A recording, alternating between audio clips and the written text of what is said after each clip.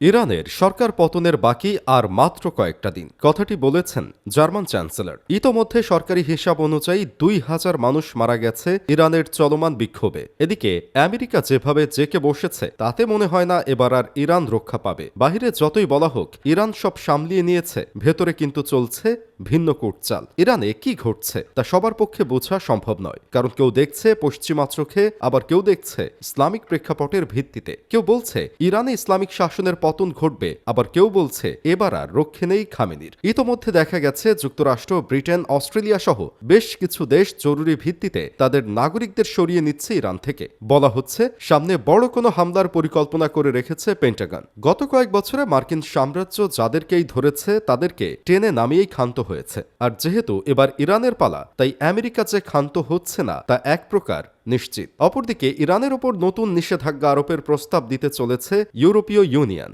সব মিলিয়ে কি ঘটতে চলেছে ইরানের ভাগ্যে, চলুন জেনে আসা যাক বিশ্লেষণে। সবাই যখন বলছে ইরান ঘুরে দাঁড়িয়েছে, ঠিক তখনই চলছে উল্টো খেলা। জার্মান চ্যান্সেলর একরকম সরাসরি জানিয়েই দিল ইরানের আর বেশি দিন নেই, জানিয়ে বিশ্বমহলে চলছে নানা গুঞ্জন। অপরদিকে কাতারও জানালো ইরানের সংঘাত পুরো মধ্যপ্রাচ্যে বিপর্যয় ডেকে আনতে চলেছে। সবকিছু যেন এক সূত্রে গাঁথা, আর সেই সূত্র বলছে এবার পালা ইরানের। কারণ এর আগের আন্দোলনগুলো থেকে এবারের আন্দোলন পুরো ভিন্ন। কেন ভিন্ন তা লুকিয়ে আছে এর ভেতরেই। মূলত চতুর্দিক থেকে অর্থনৈতিকভাবে কোণঠাসা করে তোলা হয়েছে ইরানকে। একের পর এক মার্কিন নিষেধাজ্ঞা ও মূল্যস্ফীতি ইরানের মানুষকে হাঁসফাঁস করে তুলেছে। আর যতই হোক, পেটে ভাত না জুটলে কেউ শান্ত থাকে না। ঠিক তেমনটাই ঘটছে ইরানকে ঘিরে। ইরানের অর্থনীতির যে অবস্থা, তাতে বেঁচে থাকার পথ প্রায় রুদ্ধ। কেবল সেনা নামিয়ে বা কামান দেগে মানুষকে আর ঠান্ডা করা যায় না। আজকের ইরান ২০২৪ সালের জুলাই আগস্টের বাংলাদেশের কথা মনে করিয়ে দেয়, যেখানে হেলিকপ্টার থেকে গুলি চালিয়েও আন্দোলন দমন করা যায়নি। ইরানে এখন পর্যন্ত যে অগ্নিগর্ভ পরিস্থিতি, তার প্রধান চালিকা শক্তি দেশের নবীন প্রজন্ম, নারী ও পুরুষ উভয়। অনেকটা বাংলাদেশের মতোই এবারের পরিস্থিতি আলাদা। তার একটি ব্যাখ্যা দিয়েছেন ইরানি আমেরিকান অধ্যাপক ওয়ালি নাসের। তার মতে ইসলামী বিপ্লব কেবল দেশের ভেতর থেকেই নয়, দেশের বাইরেও হুমকির মুখে। বাইরের হুমকি বলতে তিনি ইসরায়েল ও আমেরিকার কথাই বোঝাচ্ছেন। এই দুই দেশ দীর্ঘদিন ধরেই সুযোগ খুঁজছে কিভাবে ইরানের ইসলামী সরকারকে ক্ষমতা থেকে সরানো যায়। আমেরিকা ইরানের উপর পৃথিবীর যে কোনো দেশের তুলনায় বেশি নিষেধাজ্ঞা আরোপ করেছে। তাতে অর্থনীতি চরমভাবে ক্ষতিগ্রস্ত হলেও ধর্মীয় শাসন কাঠামো পুরোপুরি ভাঙেনি। ইসরায়েল ও আমেরিকা মিলে ৩০,০০০ পাউন্ডের বোমা ব্যবহার করেও সাম্প্রতিক সময়ে ইরান সরকারকে কাবু করতে পারেনি। কিন্তু এবার পরিস্থিতি আলাদা, কারণ নাসেরের ভাষায় এবার ধর্মীয় শাসনের বৈধতা নিয়েই প্রশ্ন তোলা হয়েছে। একই কথা বলেছেন আরেক ইরানি বুদ্ধিজীবী, স্ট্যানফোর্ড বিশ্ববিদ্যালয়ের অধ্যাপক আব্বাস মিলানি। তার মতে এবার সরকার একদিকে বৈধতা হারিয়েছে, অন্যদিকে দেশের মানুষ স্পষ্টভাবে পরিবর্তন চাইছে। এই বক্তব্যের ঐতিহাসিক প্রেক্ষাপট আছে। ১৯৭৯ সালে আয়াতুল্লাহ রুহুল্লাহ খোমেনির নেতৃত্বে সংঘটিত ইসলামী বিপ্লব ছিল প্রকৃত অর্থেই একটি গণবিপ্লব। সমাজের সর্বস্তরের মানুষ তাতে অংশ নিয়েছিল। এমনকি শাহের অনুগত নিরাপত্তা বাহিনীর একটি অংশ বিপ্লবের পক্ষে দাঁড়িয়েছিল। প্রত্যাশা ছিল পরিবর্তনের, কারণ শাহ আমলে অর্থনৈতিক সুবিধার সিংহভাগই ভোগ করত ইরানের অভিজাত শ্রেণী, আর প্রতিবাদকারীদের কপালে জুটত জেল ও নিপীড়ন। কিন্তু পরিহাসের বিষয় হল বিপ্লবের প্রায় অর্ধ শতক পরেও সাধারণ মানুষের ভাগ্যের খুব একটা পরিবর্তন হয়নি। এদিকে আবার ইসরায়েলি পত্রিকা হারেস জানিয়েছে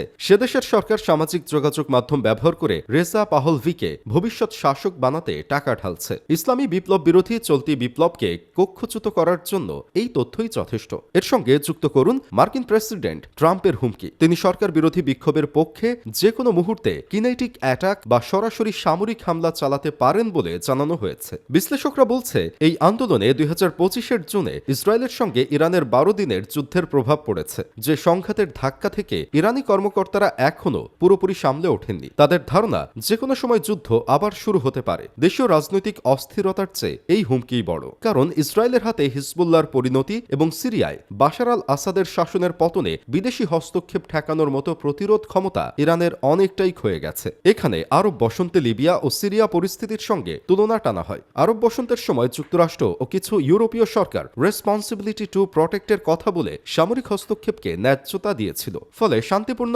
আন্দোলন দ্রুতই বিদেশি নেতৃত্বাধীন শাসন পরিবর্তনের প্রচেষ্টায় রূপ নেয়। পরিণতিতে গৃহযুদ্ধ, রাষ্ট্রের ভাঙন দেখা দেয়। লক্ষণীয়, ইরানের ইসলামিক রেভলিউশনারি গার্ড করে সিরিয়া যুদ্ধে লড়াই করা বহু যোদ্ধা আছেন। তারা চোখের সামনে দেখেছেন বাইরের সমর্থন পেলে শান্তিপূর্ণ আন্দোলন কত দ্রুত গৃহযুদ্ধে গড়াতে পারে। লিবিয়া ও সিরিয়ার পরিণতি এড়ানোই আজ ইরানের সিদ্ধান্ত গ্রহণের মূল বিষয় হয়ে উঠেছে। আরও একটি বিষয় শাসকদের ভাবনায় কাজ করছে, সেটি হলো ভেনিজুয়েলার প্রেসিডেন্ট নিকোলা মাদুরোকে যুক্তরাষ্ট্র যেভাবে কবজা করেছে বলে মনে করা হচ্ছে তা বিশ্বজুড়ে সবাইকে যেমন চমকে দিয়েছে, ইরানকেও দিয়েছে। ইরানে ছড়িয়ে পড়া বিক্ষোভে নিরাপত্তা বাহিনীর সদস্য সহ প্রায় 2000 মানুষ নিহত হয়েছেন। মঙ্গলবার ব্রিটিশ বার্তা সংস্থা রয়টার্সকে দেওয়া সাক্ষাৎকারে দেশটির এক সরকারি কর্মকর্তা এই দাবি করেন। ইরানি ওই কর্মকর্তা বলেন, বিক্ষোভকারী ও নিরাপত্তা কর্মী উভয় পক্ষের মৃত্যুর জন্য দায়ী সন্ত্রাসীরা। তবে নিহতদের মধ্যে কতজন সাধারণ মানুষ আর কতজন নিরাপত্তা বাহিনীর সদস্য সে বিষয়ে সুনির্দিষ্ট তথ্য দেননি তিনি। এদিকে নতুন করে হুমকি ইরান নিজেরাই তৈরি করেছে, তা হলো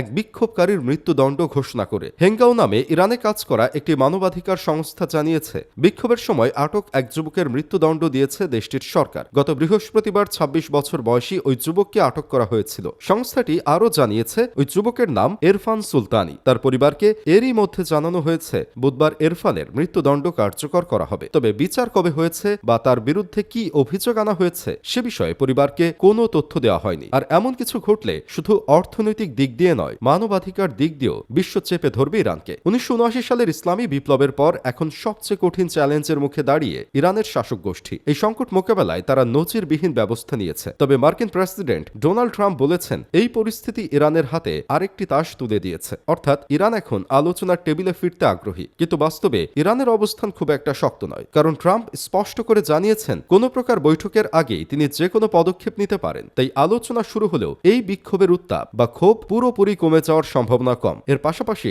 যুক্তরাষ্ট্রের যেসব কঠোর শর্ত রয়েছে, বিশেষ করে পারমাণবিক সমৃদ্ধকরণ পুরোপুরি বন্ধ করার দাবি, ইরান কোনোভাবেই এটি মানতে রাজি নয়। এসব শর্ত ইরানের ধর্মতান্ত্রিক রাষ্ট্র ব্যবস্থার নিরাপত্তা ও কৌশলগত মূলনীতির সঙ্গে সরাসরি সাংঘর্ষিক। এদিকে এই ধরনের চাপের মাঝেও ইরানের শাসক গোষ্ঠী যে নিজেদের অবস্থান থেকে সরে আসছে তার কোনো স্পষ্ট ইঙ্গিত এখনো পাওয়া যাচ্ছে না। তাই যুক্তরাষ্ট্র এবার আর পিছু ফিরবে না বলেই মনে করছে বিশ্লেষকরা।